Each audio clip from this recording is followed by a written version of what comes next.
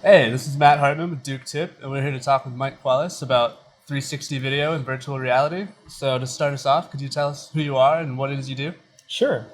My name is Mike, and I'm a creative director at NC State University's Distance Education and Learning Technology Applications, which is a department at the university that specializes in the production of online course materials. So we explore a whole bunch of different technologies to help faculty come up with solutions for teaching online. Great. So, we're filming this with a 360 camera. Can you sort of tell us what that's like for people watching it? Sure. So a couple years ago, we started exploring 360 video and the process of producing 360 video for education.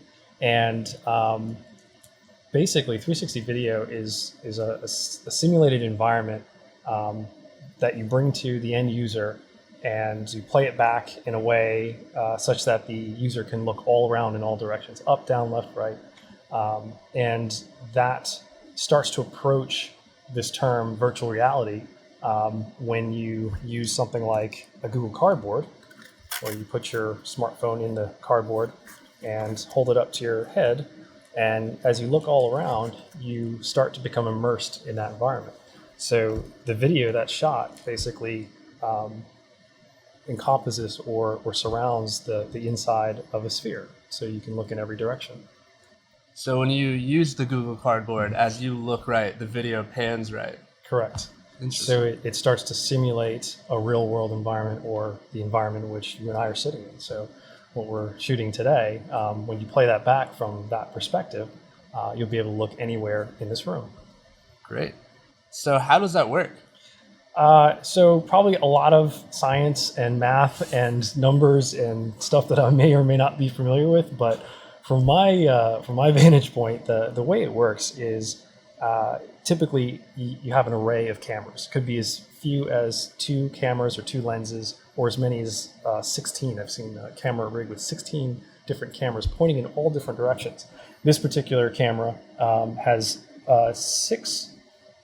This rig has six cameras firing in all directions, and it basically is capturing video and overlapping just enough video so that the software, which is very specialized software, has just enough information to stitch those videos together and complete an entire sphere. And that sphere, the video that's projected on the inside of a sphere, is then piped back through a computer or any kind of screen or device, allowing you to click and drag and look around. So, that seems really cool, but why would you want to do something like that? What sort of opportunities does that open up for us? Well, there is the cool factor, because it is pretty cool. Now, virtual reality has been around for years and years and years, and it was really big in the 70s and 80s, maybe as far back as the 60s, but I'm not entirely sure. But where I think it has an incredible potential is transporting students, in this case, to other locations and other environments, and giving them that perspective and that feeling of being there. It brings you definitely at least one step closer to what I think traditional video can do in regard to immersing you or really engaging the end user in that environment. So, can you give us some examples of how you use this in education? Sure.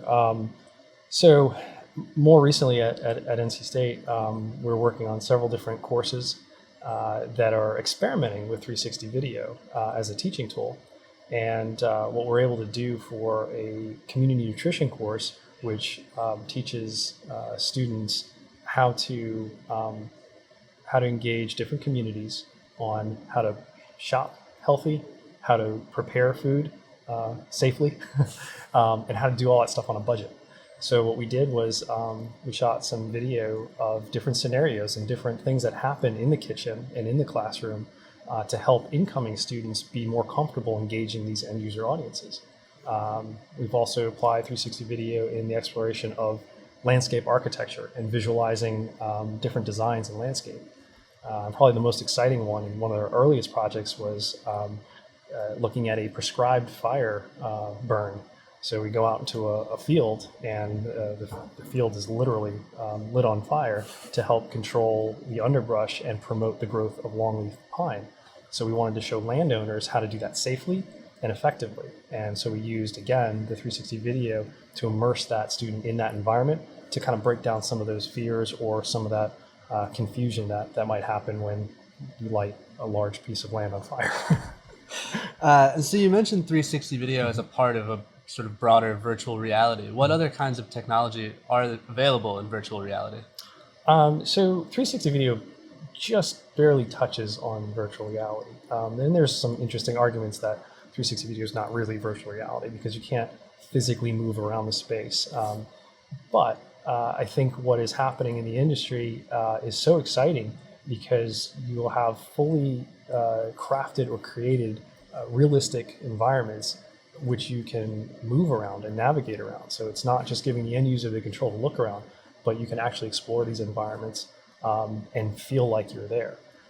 Then to go beyond that with haptic devices, which is gloves and different components that let you feel or touch things in the environment, is really incredible when you think about the training aspects of being able to manipulate objects in that space. And then it continues to evolve into augmented reality, where we're looking at a real space and then projecting images into that space and starting to interact with other people socially in different parts of the world using augmented and virtual reality. So I think we've barely scratched the surface of what's to come, but I think it's incredibly exciting for education, for training, and for just learning environments in general. The one thing that I'm probably most excited about near term is the prospect of live 360 video. So I could potentially put kids and students in other locations around the world and have them interact in real time with other people, other mentors, professionals, technology experts from all different parts of the world. Great. So for any of our students that are watching this and really want to get their hands on something, do you have any places to recommend that they get started, aside from this video, of course? So I'm a huge fan of Discovery Channel, and there's an awesome collection that Discovery Channel put out called Discovery VR. And the easiest place to find that is if you go to littlestar.com with no E, LITTLSTAR. There's libraries of educational content and materials out there that you can get very easy access to with nothing more than a smartphone and a Google Cardboard. And that's probably the best starting place is just experience what it's like and make sure it doesn't make you nauseous and see what it does for you, because this medium is so new. It's so important to kind of immerse yourself in that world and start to get ideas of what to do next from a production standpoint. Down from that, or next in line with that, I would say starting to play with some of the technology that's coming out, starting to think about if you could go anywhere in the world, or if you could see anything or capture any environment in 360, where would you go and what would you want to see?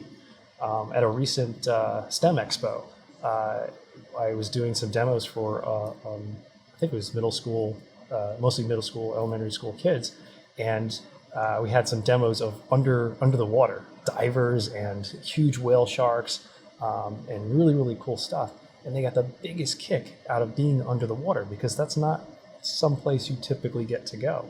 And then they got to experience that from the first person and explore a shipwreck and watch dolphins dive through the water and stuff. So I think there's an incredible possibility there of where it can go. But the key is just to start playing with the medium, start playing with the content, and see what it does for you. It's not for everybody, and it doesn't replace everything.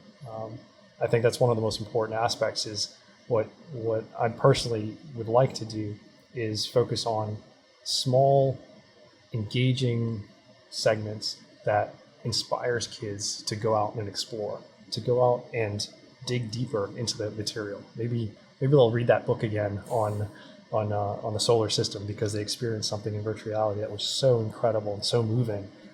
It really keeps their attention and motivates them to ask questions. Great. Well, thank you so much for your time, Mike. All right, I appreciate it.